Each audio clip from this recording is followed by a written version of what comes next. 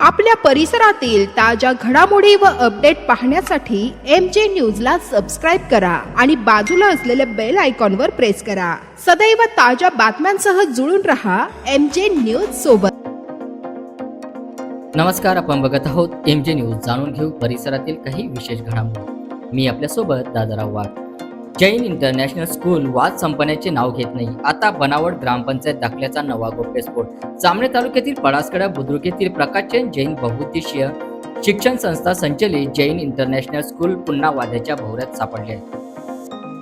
आज आलेल्या वृत्तपत्रातील माहिती आणि मिळालेल्या कागदपत्रानुसार शाळेच्या बांधकामासाठी लागणाऱ्या ग्रामपंचायत दाखल्याबाबत गंभीर माहिती समोर आली आहे। माहिती अधिकार कार्यकर्ते लोढा यांच्या अर्जावरून समोर आलेल्या माहितीमुळे शाळेच्या बांधकामासाठी पळासखेडा बुद्रुक ग्रामपंचायतचा अधिकृत दाखला दिलाच गेला नसल्याचे स्पष्ट झाले आहे। तरी देखील संस्थेने ग्रामपंचायतीच्या नावाने बनावट दाखले तयार करून शासनाची परवानगी मिळवल्याचा आरोप होत आहे। याविषयी ग्रामपंचायतने परवानगी नाकारली असून त्यांच्या नावे बनावट दाखले तयार झाल्याचा प्रकार उघड झाला आहे।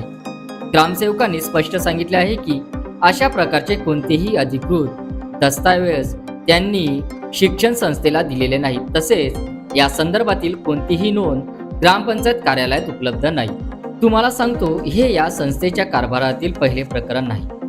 काही वर्षापूर्वी याच शिक्षण संस्थेत शिष्यवृत्ती घोटाळा उघड झाला होता। संस्थेचे मास्टरमाइंड म्हणून ओळखले जाणारे प्रमुख व्यक्ती दरोड्याच्या गंभीर गुन्ह्यात अडकले आहे।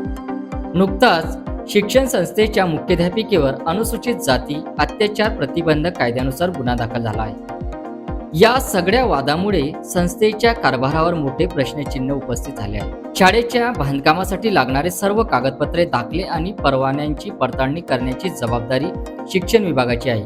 मात्र इतक्या गंभीर प्रकारानंतरही शाळेला परवानगी कशी मिळाली, यावरून शिक्षण अधिकाऱ्यांची भूमिका संशयाच्या भोवऱ्यात सापडली आहे।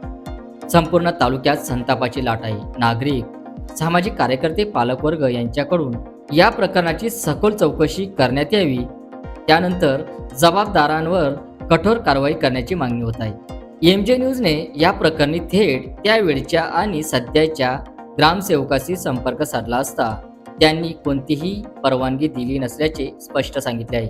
त्यामुळे संस्थेकडून वापरण्यात आलेले दस्तऐवज बनावट असल्याचे वृत्तपत्रातून आणि माहिती अधिकारातील माहितीतून स्पष्ट झाले आहे।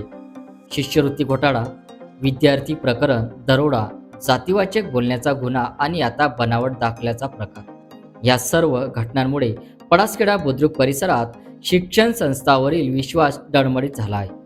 संस्थेविरोधात सखोल चौकशी, बनावट कागदपत्र प्रकरणी गुन्हा दाखल करावा आणि दोषींना तातडीने कारवाईतून कठोर शिक्षा व्हावी, अशी जोरदार मागणी नागरिकांकडून होत आहे।